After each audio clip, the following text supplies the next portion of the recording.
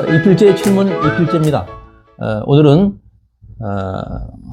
손원영 목사를 초대했습니다. 어서 오십시오. 반갑습니다. 네.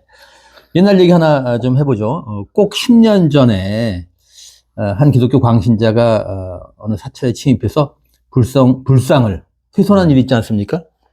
그때 이제 손 목사님이 그 페이스북에서 대신 사과를 하고 불상을 회복하는 모금 운동을 벌였지 않습니까?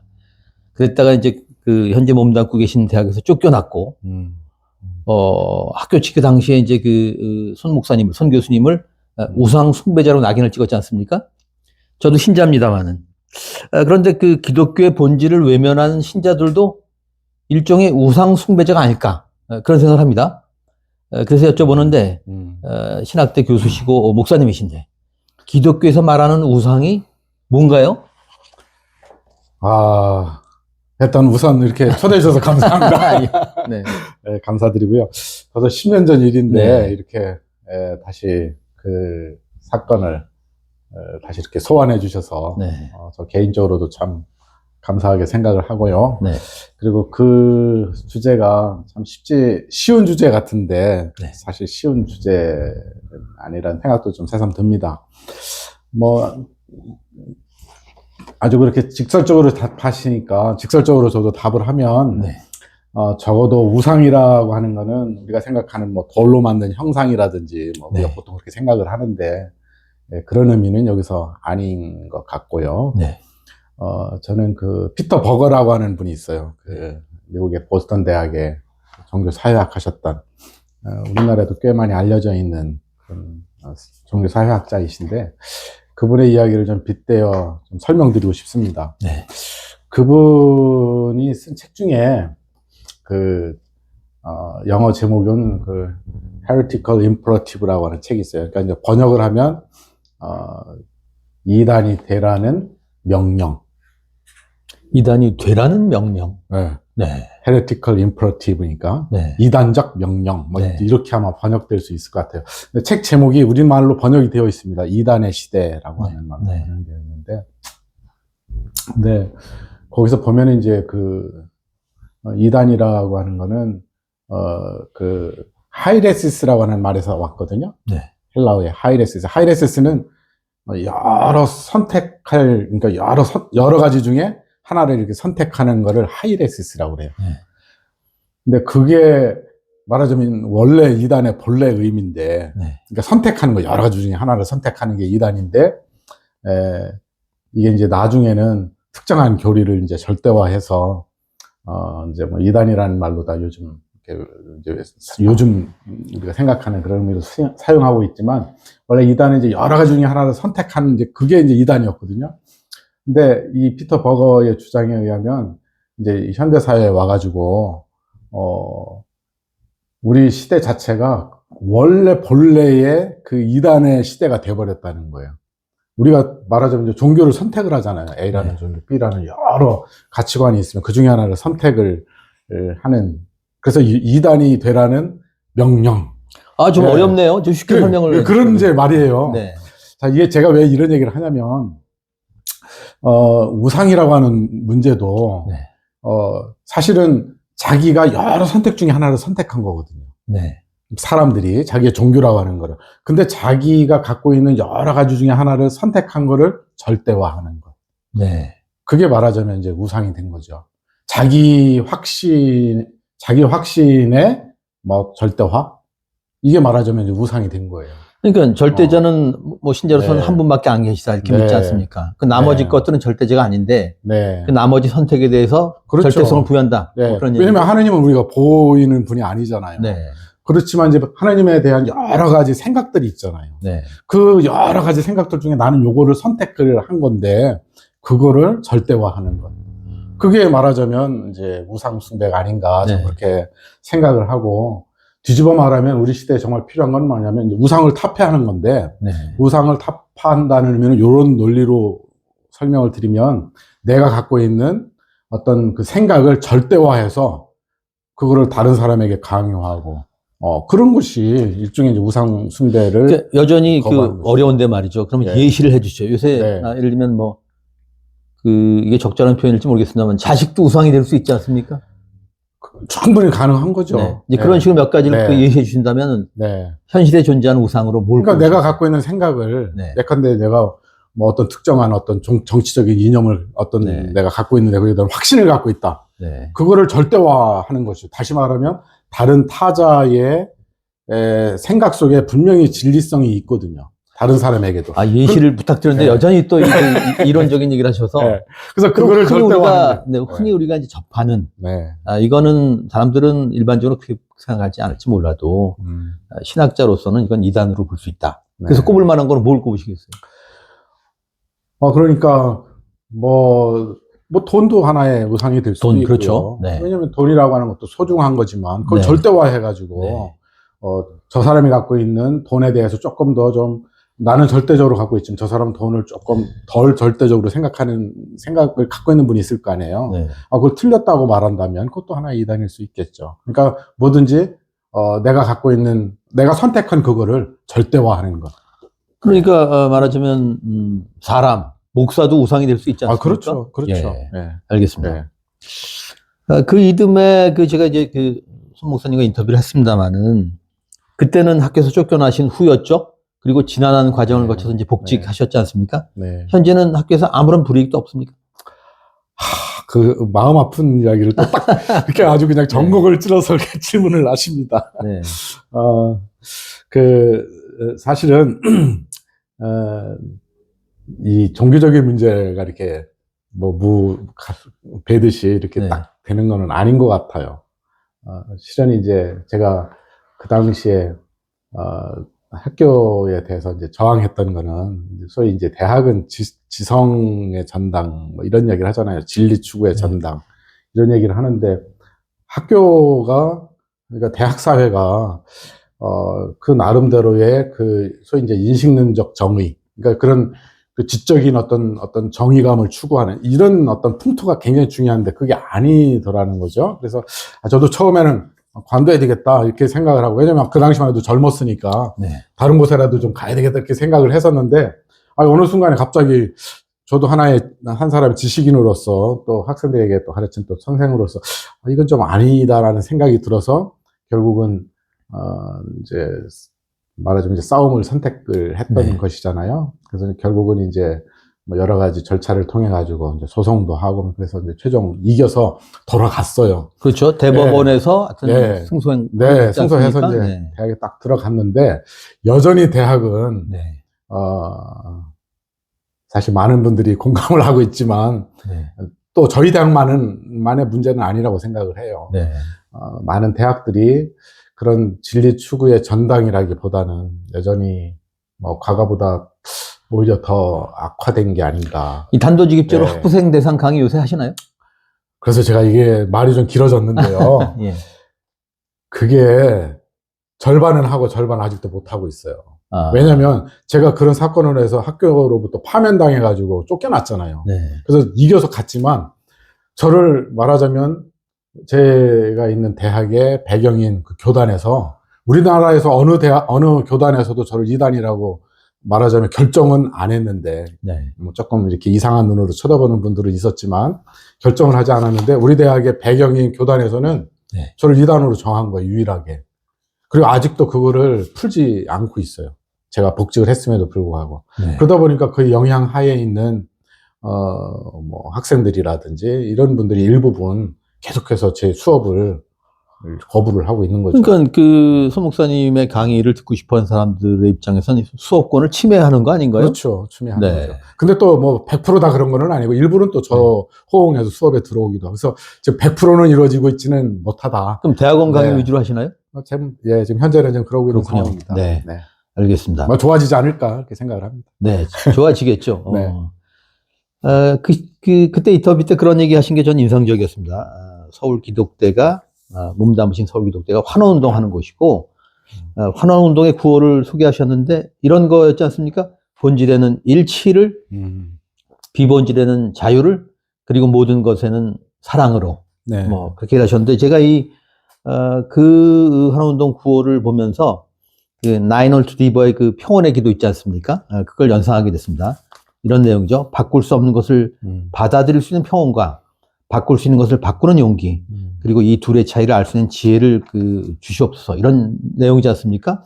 이제 본질은 말하자면 이런 입장에 비춰보면 본질은 바뀔 수 없는 거라는 생각이 들어서, 그러면 기독교의 본질이 뭔가요? 좀 말씀하신 바로 그거죠. 네. 다시 말하면 이제 기독교의 본질은 뭐 우리가 다 잘 아는데 사랑이지 네. 않겠어요? 사랑, 네. charity, 혹은 love라고, 아가페, 뭐 이런 이게 이제 본질인데, 네.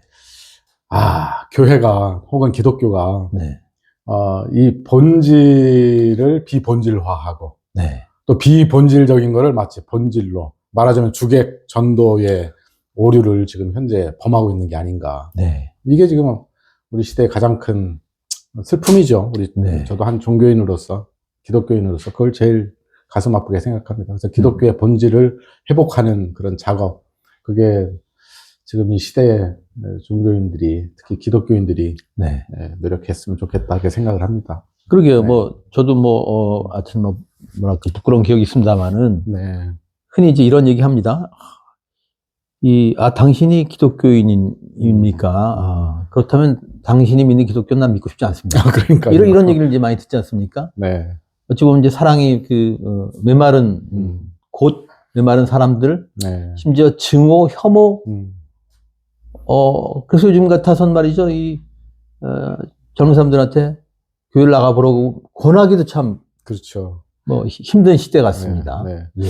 그러니까 이제 하나님의 이름으로 네. 폭력을, 또 배제와 또 네. 혐오를 이렇게 조장하는 작업, 그건 기독교라고 말하기 어렵죠. 예. 정말 그거는 아까 말씀하신 대로 기독교의 본질로부터 가장 멀리 떨어져 있는 어떤 모습이 아닌가. 그래서 일단 당장 급한 거는 180도 이렇게 전환하는 거 쉽지는 않기 때문에, 저는 이제 가끔 가다가 약간 이제 타협적일 수는 있는데, 요즘 학자들 가운데 그런 얘기를 합니다. 폭력을 줄이는 작업. 네. 평화를 우리가 궁극적으로 살아야 되는데, 사실 네. 100% 평화를 혹은 100% 사랑을 실천하기 쉽지 않잖아요. 네. 그러니까 그 평화를 위해서는 지금 폭력을 갖다가 최소한 줄이는 작업. 그래서 마이너스 하는 작업. 그래서 네. 감폭력이라는 저기 용어를 쓰는데, 폭력을 줄이는 작업, 그다음에 혐오를 줄이는 작업, 네. 또 배제를 줄이는 작업을 끊임없이 이제 노력하는 것. 이것이 중요하지 않나. 네. 그 얘기를 하고 있습니다. 근데 사례로서는 말하자면 법원을 가서 하여튼 침입해서 방화니 무슨 파손이니 이런 걸 목사와 그 전도사가 사주하고 이런 일도 벌어지지 않습니까? 그러니까 그런 게 종교의 이름으로 그렇게 한다는 게 너무 슬프고요. 그건 종교라고 말할 수가 없는 거죠. 네. 전 그렇게 생각을 합니다. 예. 소 목사님은 이제 가나안 신자, 이렇게 얘기를 하면 못 알아듣는 분도 있을 텐데, 이거 뒤집으면 이제 안 나가지 않습니까? 네. 교회를 나가지 않는. 그러나 신자, 이런 가나안 신자를 위한 제가수도 가나안 공동체 꾸리고 있지 않습니까? 네. 저도 모태신앙이고, 저는 이제 모태신앙을 이렇게 해석하는데, 이것도 못해, 저것도 못해. 모태신앙이다. 그런데 이제 이거, 현답을 기대하면서 우문을 한번 던져보겠습니다. 가나안 신자가 돼도 괜찮습니까? 이거 벌 받거나 지옥 가는 거 아닙니까? 우문 현답을 기대하셨는데요. 네. 그거 현답 우문으로 제가 답할 수밖에 없어요. 뭐냐면요, 교회 안 나간다고 구원받지 못하거나 벌 받는 거 전혀 아닙니다. 네. 그러니까 편안하게 교회 가기 싫으면 안 가셔도 되고요. 우리가 교회로 다 구원받는 거 아니거든요. 네. 그러니까 전혀 거기에 대해서 죄의식 안 가지셨으면 좋겠어요. 물론 이런 얘기 하면 저도 조금 뒤에 좀 따가운 게 좀 있긴 있는데, 제가, 목회자나 혹은 신학자 양심으로서 제가 말씀드리는 거는, 교회의 출석 여부 가지고, 구원을 받았느니, 안 받았느니, 또 이거는 전혀 아니다. 예를 들어가지고, 혹시 들어보셨는지 모르겠는데, 사실 이 가나안 신자 현상은, 물론 최근에 많은 문제거리가 되고 있지만, 그래서 이제 교회를 떠난 분들이 많이 있잖아요. 가나안. 그래서 안 나가의 거꾸로잖아요. 근데, 실은 그 일제 때에, 혹시 무교회주의라고 혹시 들어보셨어요? 네. 예, 뭐 일본의 그 우찌무라 한조라든지 예. 우리나라의 김교신 선생이라든지 네. 함석환 선생 이런 분들이 실은 요즘 말로 하면 가난한 신자예요. 그러네요. 예. 네. 그리고 그분들이 제도권 교회를 물론 뭐 비판을 많이 했지만 뭐 부정하거나 그런 건 아니지만 네. 그분들 교회 안 다녔습니다. 네. 그렇지만 우리 대한민국 기독교 역사에 있어서 아주 훌륭한 분 몇 분 꼽으라면 그분들은 항상 꼽히는 분들이거든요. 네. 예. 그 교회에 출석했느냐는 그거 가지고 그분이 진정한 기독교인이다 아니다 뭐 구원 받았다 뭐 이거는 어불성설이다 그렇게 생각이 들어요. 그러니까 그거 교회 영업 비밀이군요. 말하자면 그렇습니다. 말하자면 네. 특히 요즘에 이제 네. 이런 말을 많이 합니다. 네. 종교 대신 영성으로. 영성. 예, not religion but not religious but spiritual이라는 말을 그렇게 많이 하거든요. 네. 그러니까 말하자면 이제 종교의 시대는 가고, 말하자면 이제 제도적인 종교의 시대는 가고, 네. 진정한 의미에서 종교의 그 깊은 의미를 추구하는 영성의 시대가 도래했다. 네. 이제 그런 얘기를 하거든요. 그러니까 교회를 다니느냐 안 다니느냐에 중요한 것보다 더 중요한 거는 그 마음에 네. 정말 그 순수하고 그리고 진선미를 정말 사랑하고 추구하는 이런 삶이 더 중요하지 않느냐. 그게 네. 진정한 종교가 아니냐. 심층 종교 뭐 이런 이야기들을 많이 하고 있죠. 예, 영성이라는 키워드가 나왔습니다. 네, 네. 많이 듣는데 그 개념이 잘 안 잡힙니다. 네. 나름대로 설명을 좀 하신다면. 아, 이것도 영성이 어려운 질문 막 이렇게 아주 콕콕 집어서 사실은 그게 네. 저도 말하기 어려워요. 왜냐면 네. 저도 그거 가지고 논문도 써보고 그랬는데 대략 조사해 보니까 그 영성이라는 의미를 학자들이 다 달리 쓰고 있더라고요. 그래서 네. 아마 사전에서 아마 100가지의 의미로다가 달리 네. 설명할 수 있을 정도로 영성의 의미가 이제 다양한 그 의미로 해석될 수 있는 부분인데 저는 그렇게 생각합니다. 영성이라고 하는 거는 지금 나의 존재보다 더 커지는 나의 존재의 어떤 그 확대. 예. 특히 나의 어떤 그 깊은 곳에 어떤 그 영적인 갈망 있잖아요. 네. 그 갈망을 추구하는 그런 일체의 어떤 삶. 저는 네. 이제 이렇게 정의를 하거든요. 이게 어렵게 들릴지는 잘 모르겠는데요. 이해가 되셨는지 그렇다면은 그 네. 영성이 기독교의 전유물도 아니군요. 그럼요. 네. 아니죠. 네, 그러니까 말하자면 이런 거예요. 하나님을 기독교인이 독점할 수 있습니까? 네, 그러네요. 아니죠. 네, 물론 기독교인들은 하나님을 믿죠. 저도 네. 기독교인으로서 그렇게 생각을 합니다만은 하나님은 기독교인이 독점할 수 있는 분이 아니죠. 그렇게- 그렇다고 한다면 네. 모든 사람들 속에 네. 하나님을 향한 그런 자기 어떤 뭐라고 할까 영적인 갈급함을 추구하는 이런 작업 이게 다 스피리추얼리티 영성이라고 말할 수가 있는 거죠. 그럼 이렇게도 말할 수 있습니까? 불교의 영성. 그럼요 있을 수 아, 있죠. 그렇군요. 있을 수 있죠. 그러니까 거기서 종교 간의 대화가 가능한 거죠. 네. 예. 심층에서 깊은 곳에서 서로 만날 수 있는 거죠. 네. 이런 질문 한번 드려보겠습니다. 법관이 법과 양심에 따라 재판을 한다고 하지 않습니까? 현실 재판이 꼭 그런 건 아닙니다만. 그런데 기독교 신자의 경우 말씀과 신앙 양심에 따라 판단해야 한다. 그렇게 생각합니다. 그래서 이제 이 영성하고 좀 다른 측면입니다만, 신앙 양심. 이런 게 있다고 볼 수 있지 않습니까? 그렇죠. 그러면 늘 우리가 일상적으로 말하자면 언행을 할 때도 신앙 양심에 비추어서 이게 바람직한 일인가 이런 성찰이 좀 필요하다는 생각을 하는데 네. 신앙 양심 이게 뭐라고 보십니까? 오늘 아주 그냥 전국을 역시 기자님은 다르세요. 핵심을 그냥 딱딱 찍으시는데요. 이제 양심, 법과 양심. 요즘 우리나라도 이 법 때문에 사실 네. 없이 아주 골치 아픈데 네. 요즘 판사들도 이렇게 보면 네. 양심에 따라 재판을 한다고 그러잖아요. 네. 근데 사실은 그 사람들을 양심에 따라 재판한다는 거는 이제 물론 원칙적인 이야기, 맞는 이야기고 더 근원적으로는 그 사람들이 법 조문을 가지고 이렇게 네. 적용을 하고 그러는데 사실은 신앙의 영역도 비슷한 것 같아요. 신앙의 양심이라고 할 때 좀 아까 우리 기자님께서도 말씀을 하셨지만 말씀이라고 그랬잖아요. 네. 말씀. 근데 도대체 말씀이 뭔가요? 제가 되묻고 싶은 거예요. 그래서 마치 판사들이 법 조문을 가지고 저 사람이 피고가 법을 위반했느냐, 뭐 그렇지 않느냐 이렇게 판단을 하듯이 많은 분들이 말씀을 가지고 우리 기독교인들은 신앙의 양심을 얘기한단 말이에요. 근데 그 말씀이라는 게 과연 뭐냐라고 우리가 사실은 되물을 수밖에 없는 거죠. 네. 근데 많은 사람들이 말씀 그러면 성경에 있는 말씀을 생각하는데 성경에 있는 말씀은 그러면 문자냐? 그건 아니라는 거죠. 네. 네. 마치 법이라고 하는 것도 법관들이 법조문에 따라서 판결을 내리지만 사실은 그 법조문 그 깊이에 법의 정신이 있잖아요. 네. 뭐 정의라든지 이 공동체를 이끌어가야 한다라고 하는 어떤 공동선이라든지 뭔가가 그 법조문 그 밑에 숨어 있거든요. 네. 그런 의미인 거죠. 우리도 말씀이라고 할 때 문자가 아니죠. 네.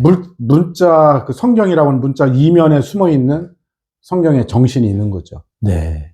저는 그게 신앙의 양심이 아닌가 그렇게 생각합니다. 근데 많은 기독교인들이 뭐 기독교인뿐만 아니라 다른 종교인은 어쩔지 모르겠지만 많은 분들이 그 문자주의에 빠져 있어요. 네. 예, 그래서 그 문자주의를 절대화해가지고 사람들을 갖다가 뭐 심판을 하고 이제 괴롭히고 종교의 이름으로 그러는 거죠. 그래서 저는 이제 그 성서를 볼 때, 이 말씀을 볼 때 적어도 비판적 관점에서 봐야 된다. 그래서 이제 신학에서는 조금 어려운 말 해서 좀 죄송한데요. 네. 좀 오래된 얘기인데 우리 한국에 또 많이 소개된 분입니다. 신학적인 칼바르트라는 분이 있어요. 예. 저는 이제 바르티아는 아닌데 그거는 굉장히 좋아합니다. 네. 근데 뭐냐면 칼바르트라는 분이 말씀의 신학자 이렇게 별명이 붙여져 있거든요. 네. 근데 그분은 말씀을 적어도 3가지 의미가 있다. 그래서 말씀의 삼중성 이렇게 얘기를 해요. 네. 그래서 말씀은 뭐냐면 첫 번째 하나님께서 말씀하신 것. 네. 아주 태초에 막 빛이 있으라 할 때 그 하나님의 말씀.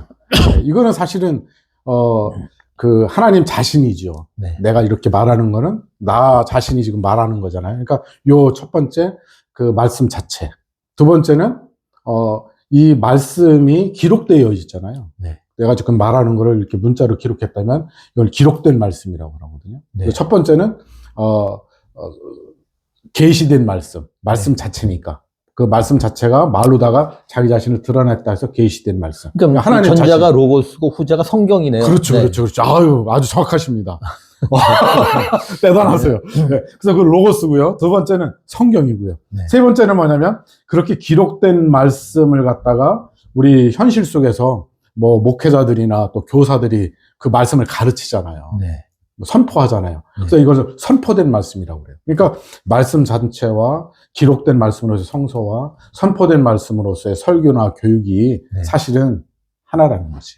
네. 그래서 이 3가지 의미다. 근데 많은 분들이 말씀 그러면 기록된 말씀만 절대화하고 네. 또 말씀 자체이신 그 하나님 자신을 생각을 하거나 우리의 컨텍스트를 갖다가 이렇게 배제해버리고 네. 말씀을 잠깐 이렇게 기록된 말씀의 그 표면적인 걸로 이해하는 경향이 너무 많은 것 같아요. 네. 그래서 이러한 그 깊은 차원을 좀 우리 기독교 신자들이 좀 이해를 한다면 네.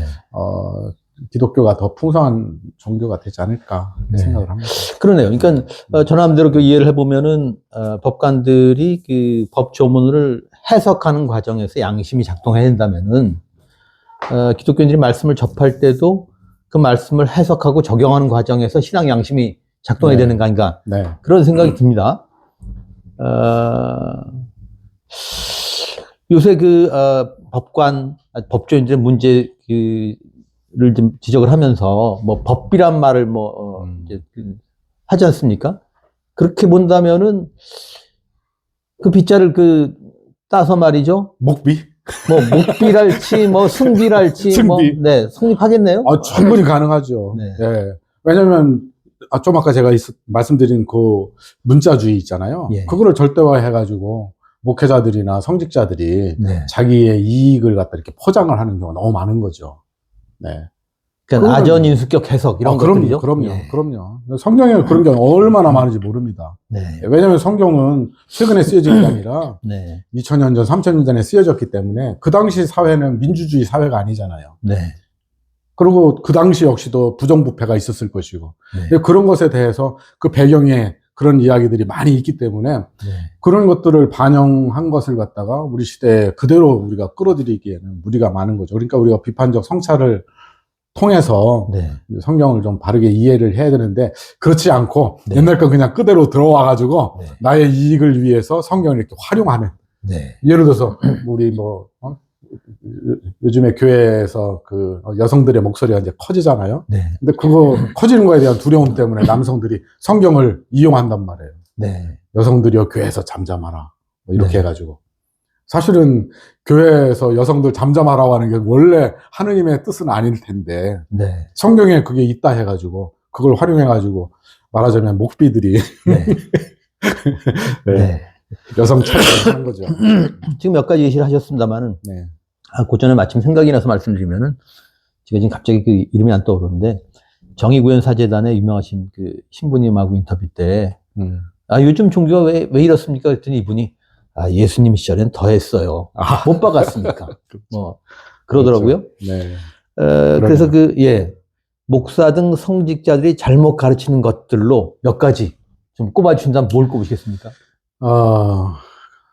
뭐 한두 가지가 아니라 네. 뭐 딱 뭐 이것만이라고 말하기 좀 어려운데 우리 한국교회, 한국 기독교 현실에서 보면 일단 이제 1차적이고 그다음에 조금 이제 심층적인 이제 좀 뭐라고 해야 되나 약간 좀 층을 나눠서 좀 설명을 드리면 우선 가장 일상적이고 1차적인 것들은 우리가 교회에서 제일 먼저 기독교인이란 누구 그러면 술 마시지 말고 담배 피지 말고 네. 11조하고 뭐 주일 성수하고 이런 얘기 쭉 하잖아요. 네.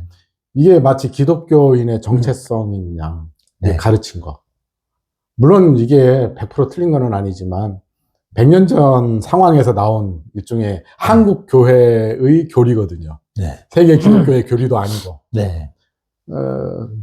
이런 건 이제 잘못된 거죠, 시대가. 저는 이제 기독교인들도 술 마실 수 있고, 담배 필 수도 있고, 주일 성수 안 할 수도 있고, 네. 11조 안 한다 해서 무슨 뭐 큰 벌 받는 것도 다시 말하면 지금까지 당연시 여겼던 것들에 대해서 이제는 한번 좀 질문해야 되지 않나. 근데 이거를 여전히 가르친다면, 물론 제가 담배 피우고 술 마시 이걸 하라는 얘기는 아니지만, 네.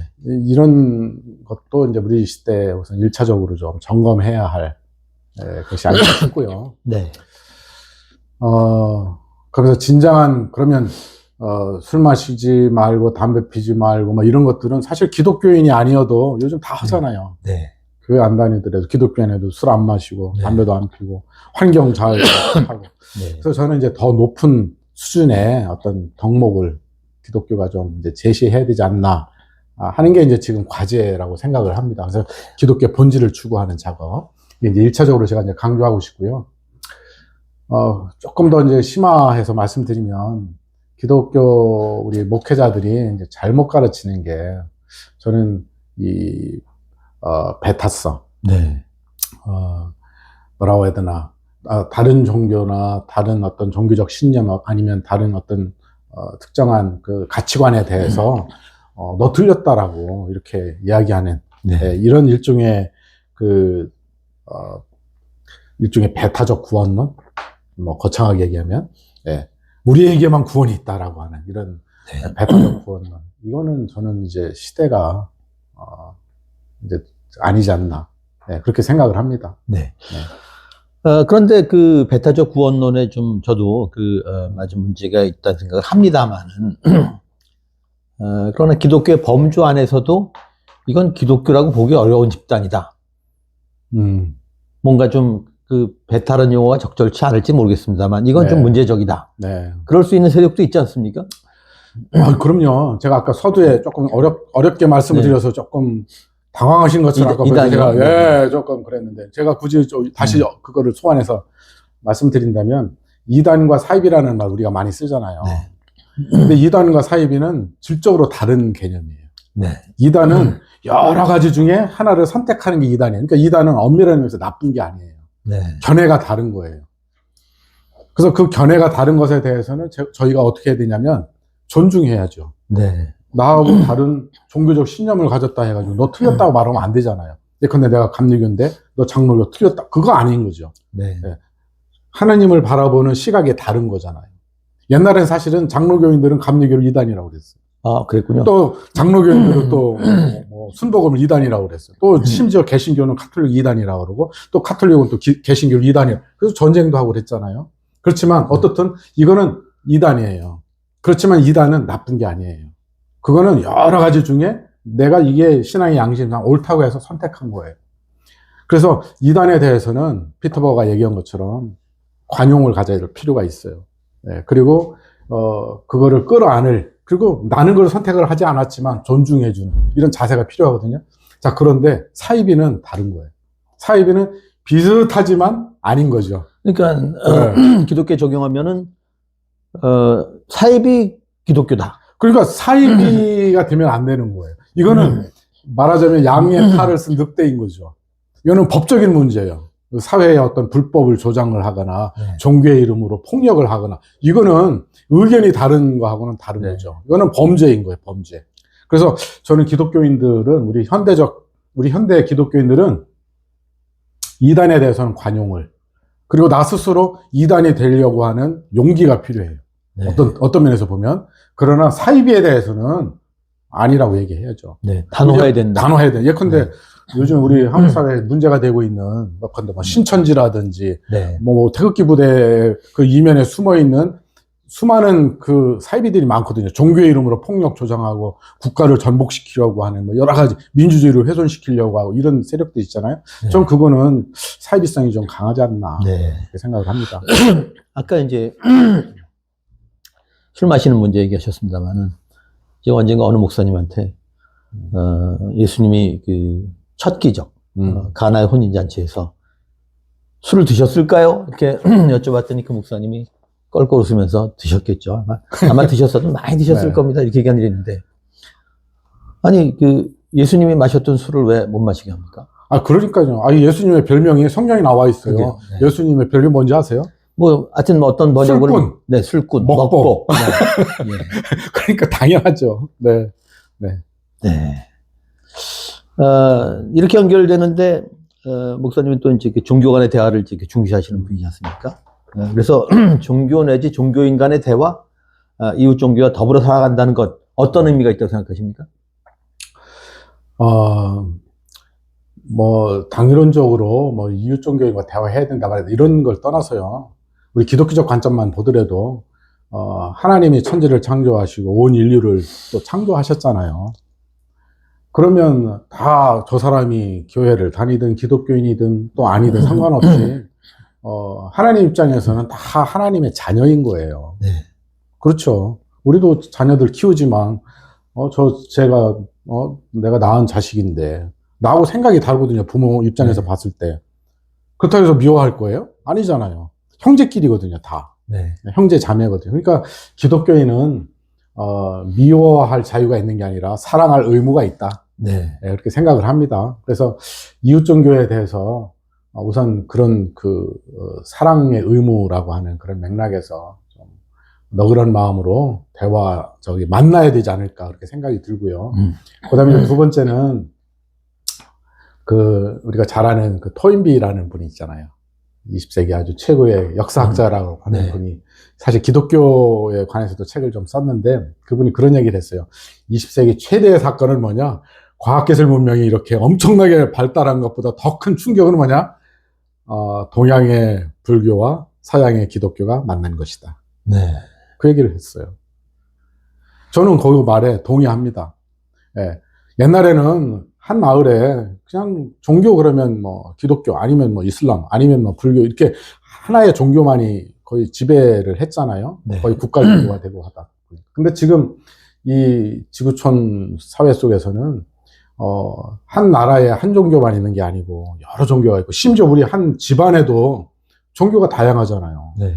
아빠는 교회 다니고 엄마는 뭐 무교인일 수도 있고 또 자녀들은 또 무신론일 수도 있고 이런 상황 속에서 과연 다른 종교가 함께 공존한 이런 상황 속에서 그럼 우리 어떻게 해야 되는가? 우선 1차로는 서로 대화해야 되겠죠. 네. 그 대화를 통해서 저 사람을 바꾸기 위해서 대화하는 게 아니라 내가 나의 모습보다 더 커가기 위해서 아까 영성 이야기를 했습니다만 나의 영적 성장을 위해서 나하고 생각이 다른 가까이에는 형제 자매 부모와 또 조금 멀리는 나의 친구들과 또 더 나아가서는 나와 전혀 상관이 없는 낯선 타자와 대화해야 된다. 왜? 나의 존재의 어떤 확장을 위해서. 그렇게 생각을 합니다. 그러니까 방금 그 말씀하시면서 영적 성장 얘기를 하셨는데 그냥 영적 성장의 줄임말이다, 영성이라. 그렇게 뭐 받아들이면 이해가 아니, 좋습니다. 쉽겠네요. 네, 예. 좋습니다. 그러면 종교와 종교가 만났다고 하셨지 않습니까? 대표적으로 이제 기독교와 불교가 만났는데 그러면 이렇게 만나서 우리가 확인할 수 있는 교집합이 뭡니까? 교집합은 엄청 많아요. 우리 기독교가 믿음, 소망, 사랑 얘기하잖아요. 네. 그들도 그 얘기를 합니다. 네. 그 종교의 깊은 곳에 들어가면, 제가 보기에는 많은 것이 서로 겹쳐요. 네. 예, 서로 사랑하라, 자비로워라, 예, 정의로워라. 이런 것을 다 이야기를 하죠. 예. 그런 의미에서 우리는 이웃 종교인은 그런 의미에서 서로 연대감을 갖고 함께 공동의 진리를 추구하는 형제다. 네. 네, 그런 의식을 갖는 게 필요하다고 합니다. 좋은 말씀인데, 저도 이제 말하자면 신자로서 이런 의문이 듭니다. 그럼 포교란 어떤 의미가 있을까? 그게 포교죠. 네, 서로 대화를 통해서, 나도 크고, 너도 크고, 더 인격적으로 또 신앙적으로 잘할 수 있도록. 그게 저는 선교라고 생각을 합니다. 그러니까 단적으로, 타 종교인을 상대로, 포교를 하는 것, 네. 기독교이나 하는 것, 혹은 네. 불교나 하는 것. 네. 이것은 어떤 의미가 그러니까 있습니까? 이제 전통적으로 선교의 개념이 네. 약간 정복주의적인 개념이 있었어요. 네. 저 사람을 내가 이제 뭐라고 해, 설득을 하든 뭐 강요를 통해서든 나의 어떤 뭐라고 해야 돼, 집단으로다가 데리고 와서 나화 만드는, 네. 나와 같은 존재로 만드는 것. 이걸 마치 전도로 생각을 했거든요. 그래서 교회로 막 데려오는 작업을 했는데 이제 선교의 패러다임이 바뀌었다고 얘기를 합니다. 그래서 저 사람을 나처럼 만드는 게 전도가 아니고, 네. 기독교인 되게 하는 게 전도가 아니고, 저 사람을 진짜 저 사람 되게 하는 것. 네. 저 사람을 진짜 참 인간 되게 만드는 것. 그리고 저 사람의 존재를 진짜 멋있는 존재로 만들어지도록 돕는 작업. 이게 선교라고 보는 거죠. 네. 네. 어느 영화의 유명한 대사인데, 당신은 나로 하여금 이렇게 좀 좋은 사람이 되고 싶게 만든다. 뭐 이런 네. 얘기인데, 네. 종교가 피차 그런 역할을 해야 되는 그렇죠. 거군요. 그렇죠. 네. 네, 맞습니다. 자, 이제 시간이 많이 가서 남은 질문 좀 짧게 답변을 했으면 좋겠는데, 종교 내지는 신앙인이 사회적으로는 어떤 역할을 해야 한다고 보십니까? 참 시의적절한 질문이신 것 같습니다. 요즘에 그 신학에서 많이 논의되는 얘기가 공적 신학이라는 말을 하고 있어요. Public Theology, Public Faith. 그러니까 너무 신앙이 현대사회에 와가지고 이제 그 종교 문제를 이제 개인화하잖아요. 현대사회의 특징 중에 하나가. 왜냐면 종교의 여러 가지 영역 중에 하나는 뭐 이렇게 다 뭐, 네. 옛날에는 종교가 굉장히 많은 역할들을 했잖아요. 심지어 국가 종교가 돼서 국가 이데올로기까지 됐던 시대였는데, 이제는 이제 거의 개인화돼서 사적 종교, 그러니까 사적 영역으로 종교가 축소되고 개인화되고 내세화되는 이런 이제 문제를 안게 되었는데, 이거에 대한 반성으로 요즘 신학계에서 나오는 게, 뭐 옛날이 좋았다는 아니지만, 그래도 교회나 어떤 종교가 세상과 떨어질 수 없는 문제이기 때문에. 왜냐면 하나님이 세상을 이처럼 사랑하사 그리스도로 보냈잖아요. 그러니까 이 세상에 대한 책임의식을 가져야 된다 해서 나온 이제 신학이 소위 이제 공적 신학, 네. 공적 신앙, 뭐 이런 이제 용어들이 나오고 있습니다.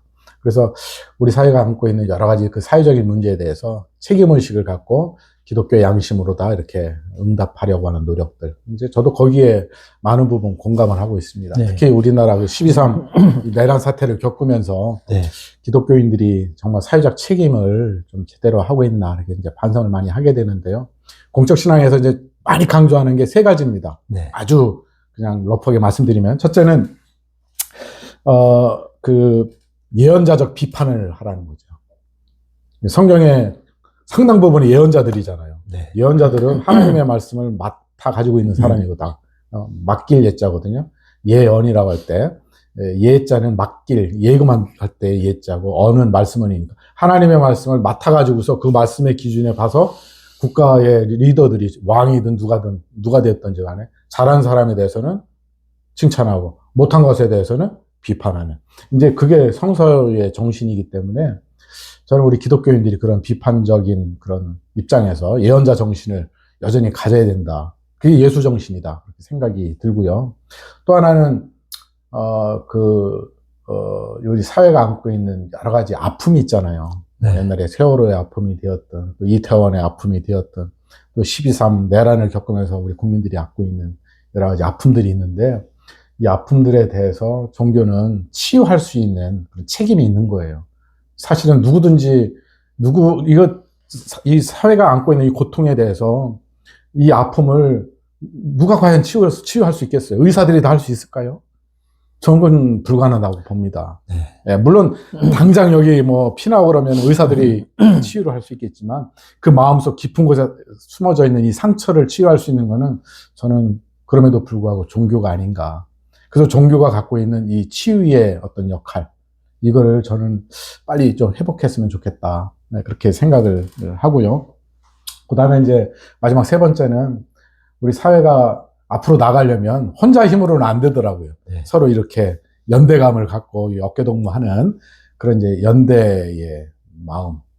그래서 특히 우리 사회가 힘들고 어려울수록 제일 고통받는 사람이 누구냐면 사실 없는 사람들이잖아요. 네. 사회적 약자들이라고 불리우는, 소위 이제 소수자라고도 불리우는 그런 분들이 사회가 힘들 때 1차적으로 다 타격받아 고통받고 있기 때문에 그 사람들과 우선적으로 연대감을 갖고 위로하고 또 사회의 비전을 제시해주는 이런 작업들이 말하자면 이제 공적 신앙 혹은 공동선, 뭐 커먼 굿이라고 불리우는 네. 이런 게 아닌가 싶고. 그러니까 그게 전통적인 용어로는 사회구원이군요. 네, 그렇죠. 그 뭐 20세기 초에 네. 이제 그런 신학적인 주제를 가지고 이제 자유주의 신학자들이 얘기를 했는데, 뭐 그거에 대한 일종의 21세기적인 회복이라고도 말씀드릴 수 있겠습니다. 예. 그러니까 정치적으로는 뭐 중도 중립일 수 있지만은 아픔과 고통 앞에서는 중립일 수 없지 않습니까? 그렇죠. 네. 네, 맞습니다. 자, 이제 마지막 질문입니다. 이미 하신 말씀의 변주일 수도 있는데 요즘 한국 기독교에 대해서 어떤 걱정하십니까? 아, 진짜 요즘에 옛날에는 종교가 세상을 걱정했는데 요즘에는 오히려 세상이 종교를 걱정하고 있다. 이런 말들을 많이 하잖아요. 네. 공감합니다. 사실 저도 한 종교인으로서 반성을 많이 하게 되고요. 그래서 종교가 사랑과 평화, 정의의 공동체인데 오히려 정의의 반대인 불의, 평화의 반대인 전쟁, 사랑의 반대인 뭐 무관심과 미움, 이런 공동체로 지금 바뀌어 가고 있는 게 참 슬픈 현실인 것 같아요. 네. 그래서 한 종교인으로서 하여튼 자성을 하면서 네. 우리 뭐 제가 속해 있는 종교부터 좀 그 본래의 그 아까 말씀하신 그 기독교의 본질, 그거를 우선 회복하는 작업, 네. 제자리에 좀 돌아와서 기독교의 그 본래의 그 본질을 좀 추구하는, 뭐 십자가의 정신이라고 했든, 뭐 아무튼 사랑의 정신이라고 하든, 이거를 좀 추구하는 그런 종교로 좀 나가야 되지 않을까. 그래서 한마디로 결론을 내린다면 기독교가 지금 증오와 폭력의 아이콘처럼 그렇게 돼 있는 것에 대해서 깊이 반성하면서 평화의 종교, 사랑의 공동체, 이걸 좀 우리가 명심했으면 좋겠습니다. 네. 제가 말씀드리면서 드는 생각은 공동체 얘기를 하셨는데 공동체의 범위를 어디로 잡느냐, 어디까지 잡느냐가 중요한 문제라고 생각을 합니다만은 소위 영적 성장을 이루어가면서 그 공동체 범위를 확장할 수 있는 사람, 타 종교, 타 민족, 뭐 말하자면 인류까지로 확장할 수 있는 그런 노력이 영적 성장에 수반되어야 된다. 맞습니다. 그런 생각이 듭니다. 네, 맞습니다. 예. 공감합니다. 알겠습니다. 고맙습니다. 예. 감사합니다. 자, 이 필제 질문, 오늘은,